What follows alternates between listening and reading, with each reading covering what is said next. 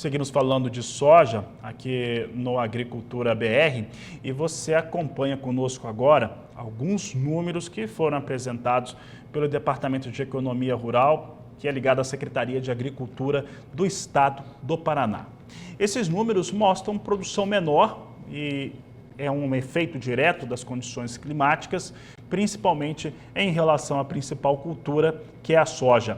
É por isso que nós vamos conversar agora ao vivo pela internet com o secretário de Agricultura e Abastecimento do Paraná, Norberto Ortigara, que participa conosco nesta edição do Agricultura BR aqui no Canal do Boi. Ortigara, obrigado pela sua participação mais uma vez aqui com a gente. E o que esses números têm mostrado e o que vocês têm visto da agricultura paranaense neste momento? Boa tarde, seja bem-vindo. Boa tarde, Fabiano. Boa tarde a quem nos assiste. A maionese desandou a partir de 15 de dezembro, digamos assim, uma linguagem bem popular. Nós estamos a campo, o quadro é um quadro de agravamento da condição climática e nós temos perdas objetivas. Eu me associo àqueles que definem uma safra abaixo de 150, quem sabe próxima a 145 milhões de toneladas de soja no Brasil nesse ano, porque Tocantins vai ter que cortar aí umas 750 mil toneladas, a Bahia vai ter que cortar aí umas 600 mil toneladas, o Mato Grosso, infelizmente, vai cortar de 2 a 3 milhões de toneladas, o próprio Mato Grosso do Sul vai ter que cortar 1 milhão de toneladas, e assim também Goiás vai reduzir um pouco a sua safra, Minas Gerais, Santa Catarina e Paraná. O nosso número vai ser divulgado, nós estamos a campo fazendo avaliação, nós estamos vivendo aqui um terror, um clima de altíssimas temperaturas, falta de chuva em muitas regiões, o que acabou antecipando o ciclo da soja em pelo menos 15, 18 dias. Nós estamos ao nível de 10% de colheita. As primeiras colheitas plantadas lá em 10 de setembro deram um bom resultado, de lá para cá a coisa só piorou. E o quadro do Paraná é um quadro muito disparo, inclusive em regiões tradicionais, onde nunca tivemos problema, começa a acontecer uma piora da condição da lavoura. Eu digo que nós estamos aqui com 36% das nossas lavouras em condição ruim ou péssima, da área que falta colher. Então, não será falta de propósito, claro que eu não posso antecipar o número, porque nós estamos com a equipe a campo, mas com certeza a safra do Paraná, por exemplo, virá abaixo de 20 milhões de toneladas de soja, aquilo que era para ser lá no começo, acima de 22, quem sabe. O número da Conab não traduz isso, porque ele ainda fixa em 21,6, e a gente entende isso, mas o quadro, a partir de 15, 18 de dezembro, começou a ficar muito pior em boa parte do mundo da soja no Brasil. Então, até hoje eu pedi que o Ministério da Agricultura faça um esforço para mostrar ao mundo o real estrago do clima na safra de soja, não só de soja, mas assim, nós estamos muito apreensivos, mas com elevado nível de perda aqui no nosso território, Fabiano. Ortigara, no estado do Paraná, se nós considerarmos por regiões produtoras, quais são as áreas que estão mais castigadas, mais propensas à queda de produtividade e quais são aquelas que talvez tenham sido menos atingidas?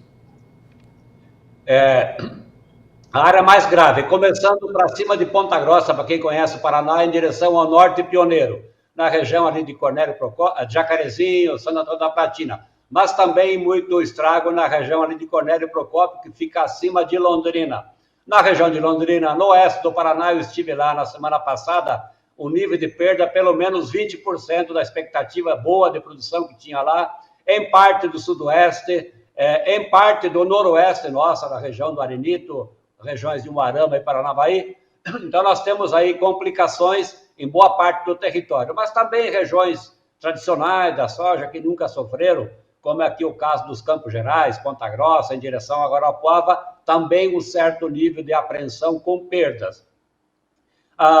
É claro que nós acabamos de semear a soja aqui no final de dezembro, nessa parte mais sul, mas com essas altíssimas temperaturas aí, 50 graus, 55 graus no solo, não tem planta que resista e nós estamos, além do apressamento do ciclo, nós estamos com aborto de canivete, aborto de flor e a má formação dos grãos. E por isso a nossa expectativa é que, além dessas regiões citadas onde o quadro é pior, inclusive regiões aqui querendo já decretar a situação de emergência, né, reconhecendo esse nível de perda. Mas certamente no dia 25 agora teremos um número já muito tecnicamente avaliado pelas nossas equipes do DERAL lá no interior, no campo, né, e vamos ter que posicionar bem a nossa safra.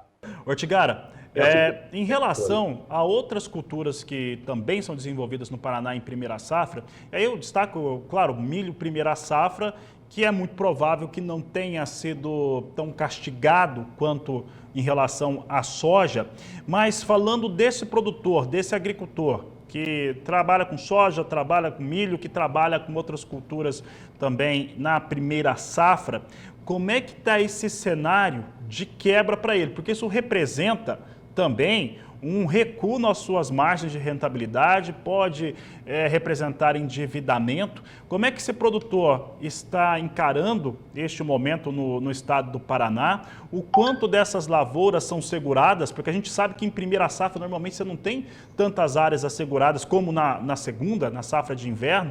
Como é que está esse momento aí do produtor paranaense?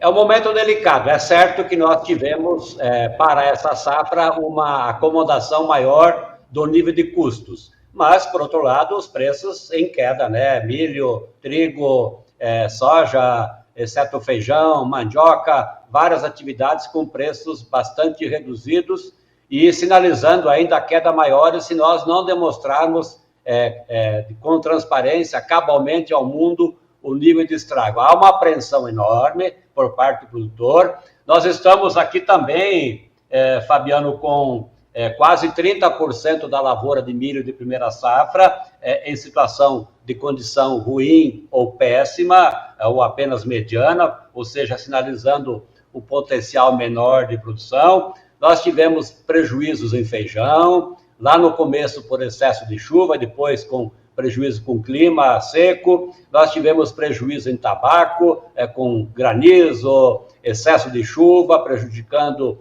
o desenvolvimento das plantas. Enfim, nós estamos semeando milho em algumas regiões, milho de segunda safra, que a gente não tem expectativa de crescimento de área, tanto aqui quanto no Brasil, pelo contrário, nós temos aqui uma possibilidade de semear e não germinar por falta de umidade adequada no solo, uma temperatura muito elevada. É um quadro realmente delicado, claro que a gente passa por isso, é uma atividade biológica feita a céu aberto, sujeita a isso, e por isso ganha realce cada vez mais a necessidade do aperfeiçoamento da grande política de seguro para o Brasil, a partir de um suporte adequado, né, dos zoneamentos mais a miúde de risco climático para cada micro-região, para a gente desenhar produtos que possam cobrir os riscos dos nossos agricultores. É um momento delicado, o governo federal tem sinalizado que vai tomar algumas medidas aí para prorrogar dívida, especialmente de investimento, e eu lembro que os investimentos, dada a Selic elevada, eles vêm sendo feitos com taxa de juro muito elevada e quando você capitaliza isso, a conta fica grande. Portanto, tudo nos preocupa. A perda de produção, a queda de preço, o certo empurrar dívida para frente com taxa de juro elevada, tudo faz parte de um pacote ruim para um ambiente que vinha bem até, com excesso de chuva, é verdade, mas vinha bem até o começo de dezembro e agora piorou muito, tanto aqui quanto em outros relevantes estados que produzem especialmente grãos. Ortigara, para encerrarmos aqui a nossa entrevista, você preside atualmente o Conselho Nacional dos Secretários de Agricultura. Em relação ao que vocês têm conversado ou trocado informações, qual que é o espírito hoje em relação às políticas públicas que podem ser desenvolvidas para uma questão que ela é comum a diversos estados brasileiros, que são os efeitos climáticos sobre as suas áreas de produção?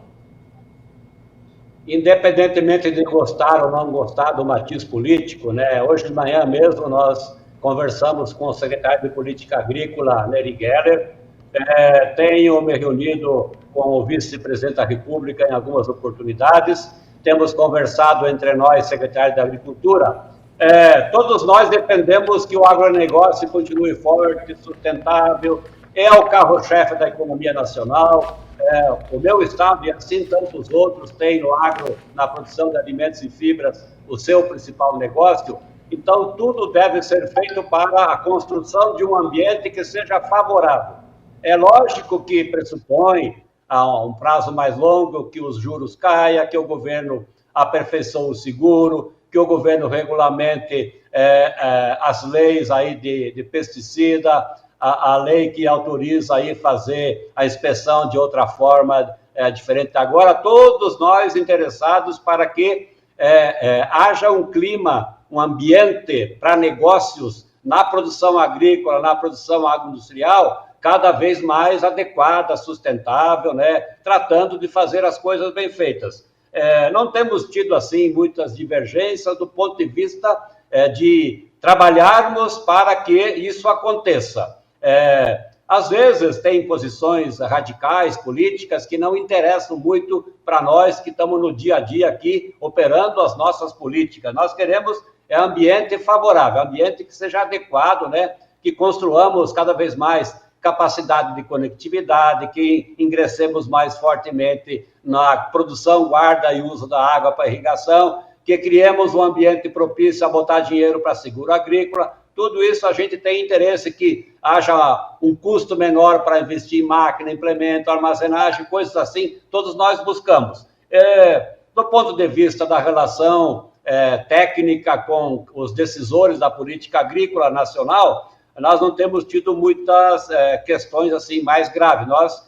Todo mundo concorda com esse interesse. É óbvio que tem uns embates políticos maiores aí entre os poderes, que atrapalha muito, é a questão da terra indígena, é a questão do carro que não anda, são coisas assim que acabam atrapalhando e prejudicando o melhor desenvolvimento daquilo que é, repito, muito, mas muito relevante para a economia nacional. E a prova está aí, o resultado do esforço exportador, o grandioso superávit que nós obtivemos no mundo no ano passado, e tem se repetido isso todo ano, e nós queremos, de fato, que o ambiente seja bom para fazer agricultura e seja um ambiente bom para fazer processamento agroindustrial.